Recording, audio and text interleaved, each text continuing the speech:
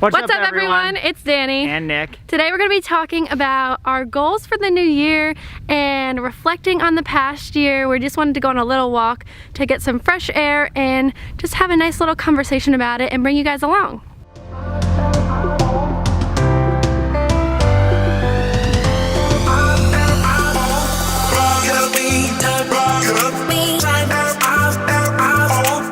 We decided to take a pit stop on our walk to talk about our goals for 2018 and maybe reflect on the past year of 2017.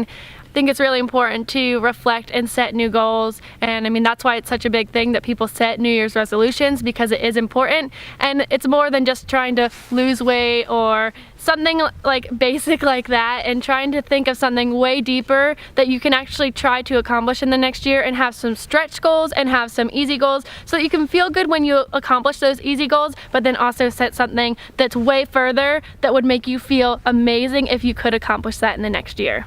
Personally, I would really like to see this channel grow and get to 1,000 subscribers, because a big thing that Nicholas learned was like there's 1,000 true fans, and if you can have those 1,000 true fans, then you will be very successful in what you're trying to do. So I would really like to see 1,000 subscribers and have everyone follow along on our journey and support us and enjoy what we're putting out there and get something out of it and make their lives better as well. I would also really like to see us produce 2 videos a week. That's kind of a lower goal. We would like to put out more than that, but we also haven't done a big production yet. We've just barely started. So 2 videos a week is a good realistic goal for us, and if we can do more than that, and if people start to enjoy what we're putting out there and would demand for more, then we would obviously like to put out more than that, but that would mean 104 videos for the next year because there's 52 weeks. So that's a good goal for us to start off with when we basically have nothing on this channel. Yeah, I feel like we could do more, but the problem is like filming the videos we could do more than 2 a week, but like editing them and doing all the other stuff, it could be hard to, so I think 2 is a good goal. Yeah, especially to get good quality content and not just put videos out to say that we're always putting videos out. Right, I hate just filming just to film. It's like not fun, and like I like when there's a point to it, if that makes sense. Yeah. And then along with those videos, we would like to travel a lot and maybe make some travel videos of what to see and do there, travel diaries, our travel adventures to those places, and seeing hands-on what we are doing and what we enjoy and don't enjoy there. Yeah, I would like to do, one thing I've been thinking about is trying to do like a personal project and like work with like a nonprofit or maybe like a mission group or something like that. That would be and like, so cool. And actually like travel. Like I have some, like one of my old teachers, he like runs like a mission house in the Dominican Republic. And I would love to go down there and like just help in any way that I can and make a film for that. And basically just like to help get awareness out. And I just think that would be a really cool goal. If we could do more than one, that'd be awesome. But like I think one would be a And then we good could goal. make a difference by hands-on giving them the help that they need, and then also hands-on giving them a video that could help them, and then putting it out there to help bring awareness, and maybe other people could go once they hear about it and then also help, and then they would be more successful as a mission.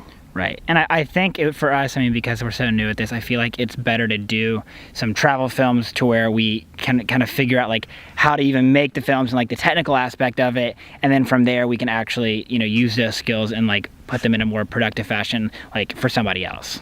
I think would be a good goal. Yeah.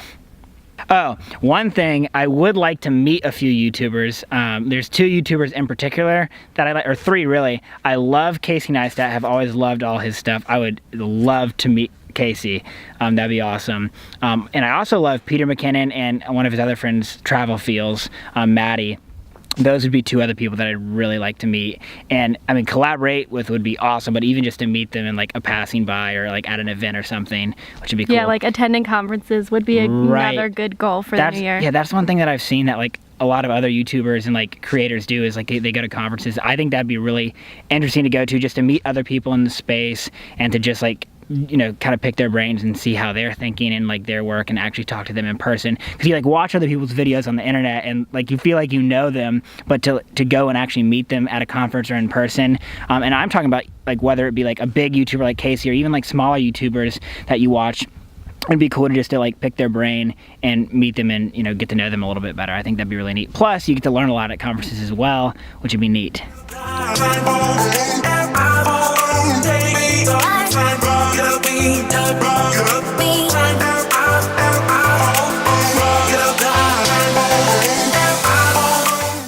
So, Nicholas, what is the number one thing that would cause you to not achieve these goals? Not achieve the goals? Yes. I think it would just be quitting. I think we can achieve these goals if we stick with it. But what would make you quit? What would make me quit? I don't know. Like if you see that you're not making progress, that's kind of disheartening. I don't know. I'm not a quitter typically. I'm pretty like hard-headed.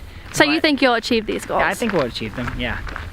What's the number thing that would push you to achieve these goals? The number one thing that would push me to achieve them? Yeah. I don't know, my internal motivation. Like I set these goals because I want to. Actually, I think the number one reason that I want to achieve them is because I hate working for other people, and my biggest dream in life is to work for myself and be my own boss, and this is one of the ways that I can do that, and this is something that I think is really, really interesting. So that is my number one driving motivation.